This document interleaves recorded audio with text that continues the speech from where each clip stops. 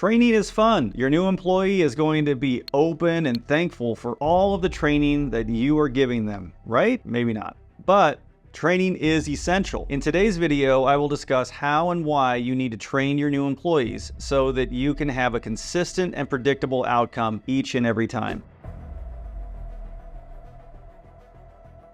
I would like to start by telling you a true story about our early days and some of the mistakes that we made. In the early days, we hired who was around us, friends, family, and people that were referred to us by the latter. Most of these people had no experience in the cleaning industry, and we matched that with no training and no clear expectations. So everything worked out great, right? Well, wrong. Does this sound familiar yet? Our first employee was my best friend. This was the kid's first job, and he had no understanding or expectations of the work. All my dad and I had was work ethic and drive with limited experience in the industry. Sounds like a perfect match. Surprisingly, our ignorance matched with our hard work resulted in a decent quality of work, but it was a grind every day. Training as you go is expected, but we were training way too much and losing money daily because of it. So finally, my dad and I sat with my mom and we drafted a basic training program that we could give to a new employee. We tried it out on my best friend and not quite voila, but that is better resulted. Mistakes will be made, but it is those that are willing to lean into that discomfort that thrive. All right, let's get into it. Every employee you hire needs to be trained by you or a trusted manager. No one has too much experience in the industry or could teach you a thing or two. You have your way of doing things, and everyone must do it your way. If you waver and allow for an experienced employee to run the show, at least have them show you how they think it should be done. I promise this will be a big surprise in how little they actually know, or worse, how many corners that they're willing to cut to get the work done. Lead with trust, but only after you set a standard. Any other trust leadership is laziness. So what's the formula? Create a process for cleaning that can be duplicated and scaled. We use a process called team cleaning that is broken into 3 positions, each with their own specific list of tasks. Each person on the team holds the other accountable, and if your team is smaller than 3, the process can still be applied to 1 or 2 people. Just follow the rotation and adjust as needed. All that to be said is team cleaning is out there. Just search for team cleaning process and I promise you will find videos and content on what it is and how it works. It is your job to find it, learn it, and be able to train it like you are the source of the material. We fell upon the process through common sense and hard work in the 90s. No one gave it to us, and we have honed our craft over the years so we can be efficiency leaders in our industry. You need a process that you know and believe in so you can train new people and plug them in where they are needed.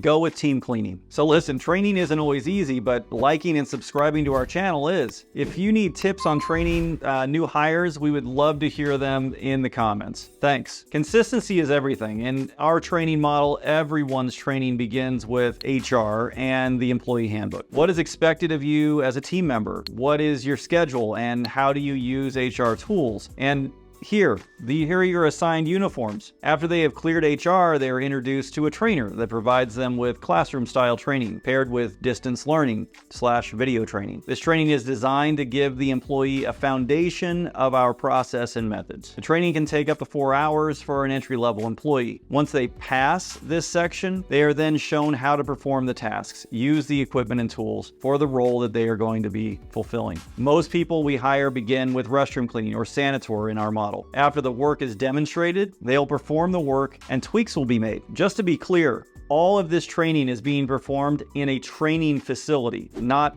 on the job. This is important because it is truly a filter for you and for the employee. You want to know at the end of the training day if they are going to be a good fit for your teams. So once the employee has demonstrated competency in the work they will be assigned, we end the training day with an introduction to their lead and supervisor and debrief the training. The lead will provide first day expectations and day 1 is over. So what are you hearing? A process, one that should never be deviated from. You should also be hearing that this first day is a filter, an opportunity to see what the person will tolerate and what you are willing to tolerate from them. Be picky. Training is built in. Now that the new employee has successfully completed the day 1 training, you can then begin the assessment period. All of our goals should include replacing ourselves. If so, then you are looking to grow people and make them the best versions of themselves. Training as you go means building the employee into the highly efficient, self-sustaining machine that you want them to be. Once they have that in one position, you will encourage them to learn more positions until one day they are running the crew. Leadership development is important for those that have shown technical excellence. Providing resources to leads to learn how to lead and be the best managers is essential to replace yourself. Search leadership and management books online and assign audiobook reading to your growing leads. Training is built in. Be a good boss and a better mentor. I have said in other content that training is love. It truly is the only way you show your investment to a person that works for you. A paycheck is not enough to show you care, especially if you care about your business and the people that work with you. If you neglect to train your employees, they will train themselves, and worse, train bad habits to others. Control what you can control, and that is training, and more importantly, who gets through the training to the teams. Only the best can get through to the field. Invest in training, and your employees will thank you by performing consistent quality work without all of the drama. Until next time,